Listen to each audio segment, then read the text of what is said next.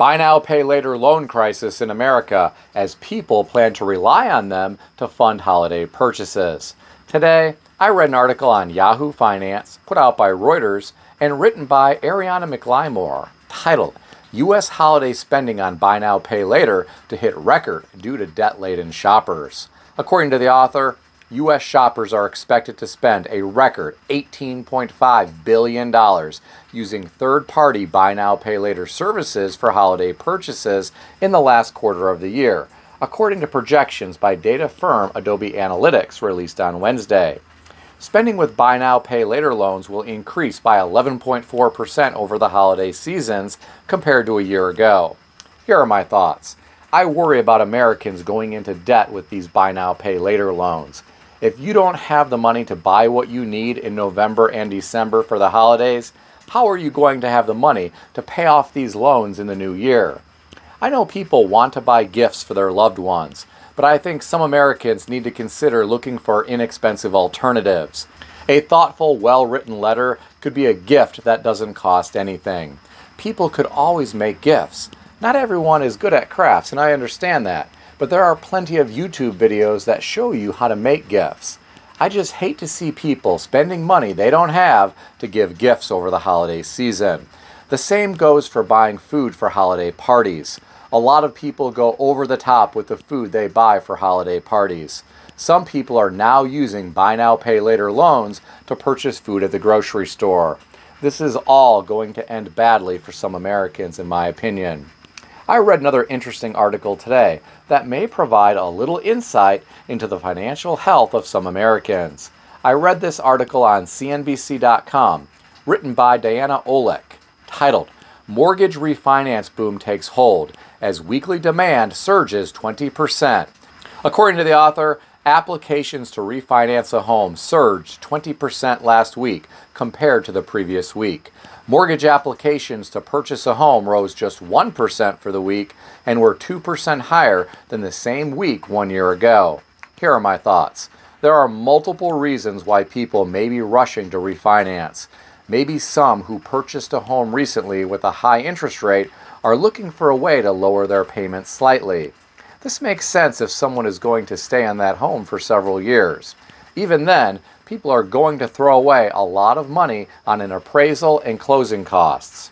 Now, there are likely other people who are refinancing because they want to tap whatever equity they have to sustain their standard of living.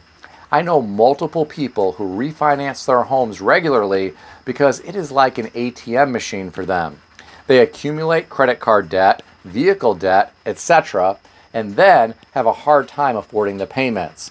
Their only way to deal with this debt is to refinance their home and pull out some equity. This works until it doesn't.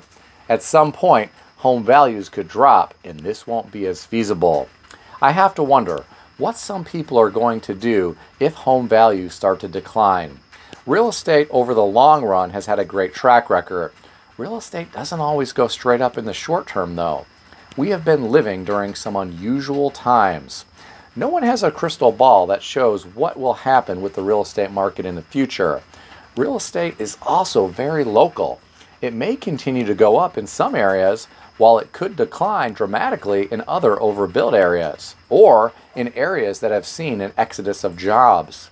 To me, it's not a good sign that mortgage applications to purchase a home rose just 1% for the week. That doesn't seem like a hot real estate market to me. What do you think? Share your thoughts in the comment section below. I read another interesting article today. This one was on Yahoo Finance, put out by Business Insider, and written by Layla Maiden, titled, About 45% of Americans will run out of money in retirement, including those who invested and diversified. Here are the 4 biggest mistakes being made. The author of this article referenced a model run by Morningstar Center for Retirement and Policy Studies that revealed about 45% of Americans who leave the workforce at 65 are likely to run out of money during retirement. The percentage is higher for single women who have a 55% chance of running out of money versus 40% for single men and 41% for couples. Here are my thoughts. This is scary news. I hate to think about older people running out of money during retirement. Some of these people may need to move in with their kids because they can no longer afford to live on their own. Others may need to go back to work. I'm afraid this won't work out so well for some Americans. Ageism is alive and well in our labor market, unfortunately. I was talking to a friend of mine recently who said no one wants to hire a white male in his 50s these days. He was speaking about himself. He has spent the past year applying for countless jobs with no success. He is highly educated and has a great work history. If he is encountering problems in his 50s, what is it going to be like for someone in his or her late 60s, 70s, or 80s? I can't imagine it is going to be any better. What's it going to be like in the future when AI disrupts the labor market? Feel free to answer these questions in the comment section below. I read a story on foxbusiness.com written by Timothy Narazi titled, Salt Life Apparel Brand to Close 28 Retail Stores After Bankruptcy Auction. According to the author, dozens of Salt Life retail stores across the country are closing following the company's recent purchase. Hilco Consumer Retail Group, one of the new owners of the brand, announced Tuesday that it will be closing all 28 retail locations. Here are my thoughts. I've never understood this brand. I've seen people wearing Salt Life branded clothes. I've seen people with Salt Life stickers on their vehicles. I just don't understand the allegiance to brands like this. I guess people want to feel like they are part of something, and they are willing to pay money to make that happen. Apparently, not enough people are willing to spend money to support this brand. I read another interesting article today. This one was on foxbusiness.com, written by Aislinn Murphy, titled, Nearly 60% of Americans say $100,000 income is required to curb expenses anxiety. The author said Americans are feeling the pinch of higher prices, and they feel as though they would need to take home at least $100,000 a year to not fret about everyday living expenses. This is according to Edelman Financial Engines. Here are my thoughts. When I was a kid, people earning $100,000 per year had a decent lifestyle and fewer financial worries than others. Today, that simply isn't the case. If you are maxing out your retirement contributions each year, subtract $23,000 from that $100,000 salary. That leaves you with just $77,000 to live off. If you are 50 or over, you will need to subtract $30,500 from that $100,000 salary if you want to max out your pre-tax retirement contributions.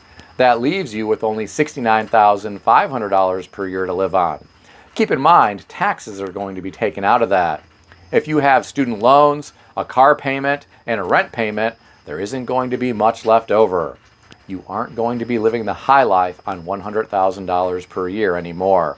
In my opinion, many people earning this amount of money are still going to have financial concerns, and they are still going to need to budget carefully. What do you think about all this? Share your thoughts in the comment section below.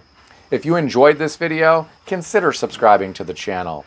I want to extend a special thanks to everyone who has subscribed to this channel. I want to thank all of my channel members. If you would like to become a channel member, there is a link in the description beneath this video.